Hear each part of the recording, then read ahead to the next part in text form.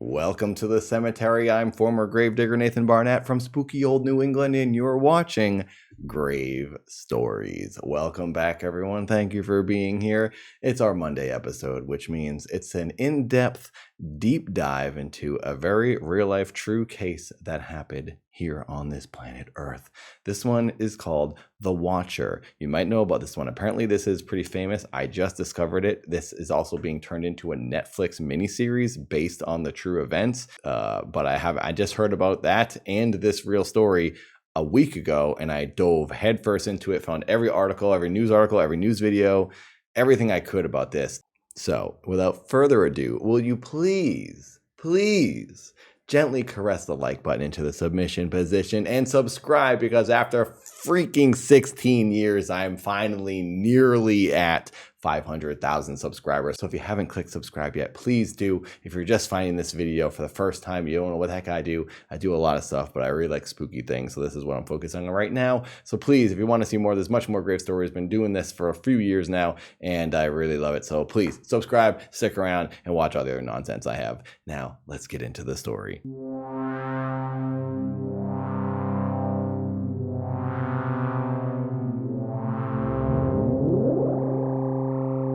It was the summer of 2014. Derek and Maria Brodus had just purchased their dream house in Westfield, New Jersey. The house was located on 657 Boulevard in Westfield, New Jersey, just down the road from where Maria grew up. Derek was recently promoted as a senior vice president at the insurance company he worked for in Manhattan, and he had just turned 40 years old. And he was now the proud owner of a 6-bedroom home located 45 minutes from New York City. Life was good. They were moving into a picture-perfect neighborhood, a great place for a young family to grow. And Derek and Maria had 3 children, 2 girls and 1 boy. The couple did well for themselves financially. They're moving 2 miles up the road from their $300,000 house in Scotch Plains to this much bigger house for $1.3 million. They even spent an additional $100,000 on renovations. A few weeks before moving out of the house, the previous owners, John and Andrea Woods, received a letter in the mail several days before moving out. In the letter, it mentioned a family watching the house from a distance. This was the first strange letter they ever received while living in the house for 23 years, so they didn't think much of it and they threw it away. So now, when the Broduses are moving in a few weeks later, they're having renovations done, and they receive a very eerie letter in the mailbox. It was late at night, and Derek was alone in the house. He was painting the walls that day and was about to head back home to their old house. Before he left, he checked the mail and found a letter. Standing alone in his kitchen at night with the windows open for anyone on the outside to see, he opened the letter and started reading it.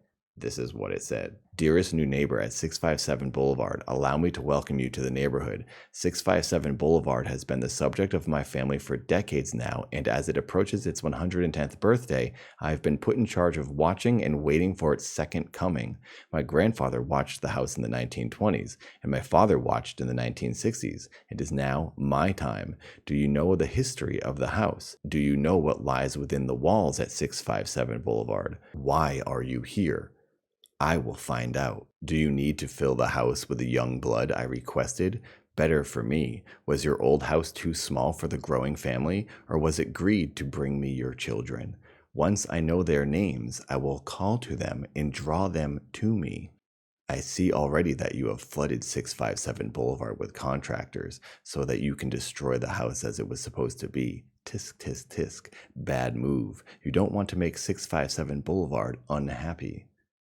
And then it's signed, The Watcher. So now Derek is super freaked out. He runs around the house, locking the doors and closing the windows. He turned off the lights and called the cops. An officer came by, and Derek showed them the letter. The officer didn't really know what to say of it and what to make of it, and he couldn't do anything at the moment other than to make sure his house was properly locked up, and he filed a report, and then they both left. When he got home, he emailed the previous owners, John and Andrea Woods, and he asked them about the letter, and they said that they had also received a letter earlier and they didn't think much of it, so they had thrown it away. So the Broduses went to the police and hired a detective to look into the situation. They were partnered with Detective Leonard Lugo, who told them not to mention the letters to anyone and don't tell the neighbors anything because you don't know if any of them are the Watcher. Over the next few weeks, the couple were pretty on edge and cautious of everyone they came in contact with. This person could have been literally anybody. Derek didn't go away on a work trip that he had planned, and they didn't let the kids wander around the yard too much, but at the same time, they tried to appear in front of the neighbors as if everything was fine. They also didn't spend too much time at the new house, so nothing unusual really happened. But that was until Maria went to the house to look at some paint, and when she went there, she also checked the mailbox, and she found a second letter. Now, this second letter took things to a much scarier level.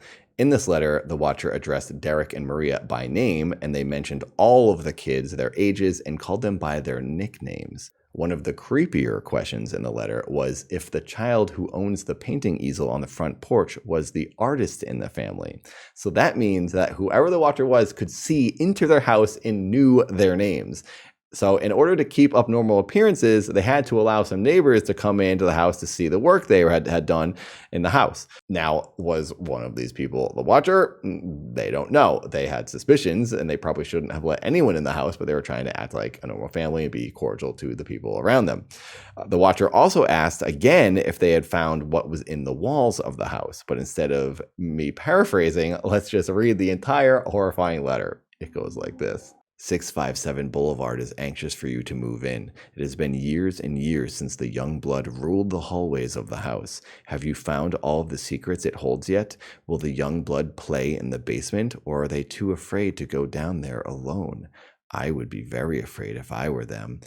It is far away from the rest of the house. If you were upstairs, you would never hear them scream. Will they sleep in the attic, or will you all sleep on the second floor? Who has the bedroom facing the street? I have goosebumps. I can't read this. I have so many goosebumps. I'll know as soon as you move in. It will help me to know who is in which room. Then I can plan better. All of the windows and doors in 657 Boulevard allow me to watch you and track you as you move through the house. Who am I? I am the watcher and have been in control of 657 Boulevard for the better part of 2 decades now. The Woods family turned it over to you. It was their time to move on and kindly sold it when I asked them to. I pass by many times a day. 657 Boulevard is my job, my life, my obsession. And now you are too, Brodus family. Welcome to the product of your greed. Greed is what brought the past 3 families to 657 Boulevard, and now it has brought you to me. Have a happy moving in day. You know I will be watching. This creeps me out so much. I have goosebumps all over my entire body. I don't know why this story affects me so much. It's just very unnerving. Let's continue. So this is clearly getting scary for the family. The letter was basically a threat, mentioning hearing the screams of the children, saying the family is their obsession and that they are definitely watching them. The detective made a good point to the family when they said the watcher could see the painting easel on the porch. They wouldn't be able to see that from the street. In order to see that, you'd have to be next door or behind the house, which can only be seen from one of the neighbors' houses. Now, feeling even more on edge and suspicious of the neighbors, Derek and Maria decided to stop bringing the kids to the new house. It didn't feel safe anymore. They wondered if they were even going to be able to live in the house at this point. So now they're not really even at the house, and the renovations have slowed, and the watcher took notice and sent a third letter. This is what it said. 657 Boulevard is turning on me. It is coming after me. I don't understand why. What spell did you cast on it? It used to be my friend, and now it is my enemy. I am in charge of 657 Boulevard. It is not in charge of me. I will fend off its bad things and wait for it to become good again. It will not punish me. I will rise again. I will be patient and wait for this to pass and for you to bring the young blood back to me. 657 Boulevard needs young blood. It needs you. Come back. Let the young blood play again like I once did. Let the young blood sleep in 657. Stop changing it and let it alone. So apparently the house is really wanting the children inside, according to the watcher. So at this point in my research, I was feeling that it was one of the neighbors. There is a pretty unique family that lives next door. But Derek and Maria felt that it was maybe another person who was bidding on the house and tried buying it, but lost to Derek and Maria. They told this to the detective, but the detective didn't have much to go on regarding the other bidders. So at this point, the Broadduses started doing their own detective work. They hired private investigators to look into the landlords and a former FBI agent to make a profile of the watcher. They also installed cameras around the house. The investigators felt that the neighbors, the Langfords, were the best suspects. This is what I think. This family that lived next door were called the Langfords, and the woman who owned the house was in her 90s, and she still had 6 children living with her, all in their 60s and 70s. So not a crime or anything, but definitely a little bit weird and a little unique that none of the family members ever moved out. The way their house is positioned made them suspicious due to how they could see the property into the house better than any of the other neighbors. Michael Langford, the 60-something-year-old son who lived in the house still, was specifically of interest to the detectives. They brought Michael in for questioning twice, and both times Michael just denied having any involvement. His sister got pretty fed up with all this questioning, and she said it was harassment. So the Broadduses weren't getting anywhere with looking into that family. One last-ditch effort the Broadduses made when pursuing the Langfords was to hire a lawyer and have him sit with the Langfords and explain why they were suspects and review the letters. But this didn't change anything or discover anything. The Langfords were still denying any involvement. But one thing that they did discover around this time while doing DNA tests was that the watcher was female. But unfortunately, this female DNA did not match Peggy Langford's. So the Langfords were basically out of question now. It's now been 6 months since Derek and Maria bought the house. They were still living in their old house and paying for both the new house and the old house and the private investigators and a lawyer. Maria was diagnosed with post-traumatic stress disorder, and Derek couldn't sleep at night, so he began taking medication to help. Things were not looking good, so they just decided they were going to sell the house. They put it on the market, but given the house is now public history, this was pretty famous in the area and even growing to all around the country and the world. People were hearing about these letters from the watcher. Unfortunately, this caused none of the buyers to be interested. They didn't get any offers on the house. So they had to sell their former house that they were living in and then move into Maria's parents' house. Then the Westfield Police Department opted to restart the entire case. They asked Andrea Woods, the previous owner, if she would provide a DNA sample, and they questioned her 21-year-old son. Then there was a breakthrough that either everyone had missed or simply overlooked. The watcher had targeted another house. A family living on the boulevard for quite some time had also received a mysterious letter at about the same time the Broadduses got their first contact. But like the Woods family, they threw the letter away thinking it was just a stupid prank. But one of the grown children of the household mentioned it in a Facebook post. That's how the detectives eventually found out about this. This family confirmed to the police officers that they did get a letter that was very similar to the one the Broadduses had received. So because of this revelation, the detective and his partner decided to go on a stakeout at night in the neighborhood. At about 11 p.m., a car parked close to the police's unmarked van, and it remained there long enough to raise suspicion for both of the police officers. The police traced the vehicle to a young woman that lived in a nearby town. Her boyfriend, who had a keen interest in dark video games, lived on the same block as 657.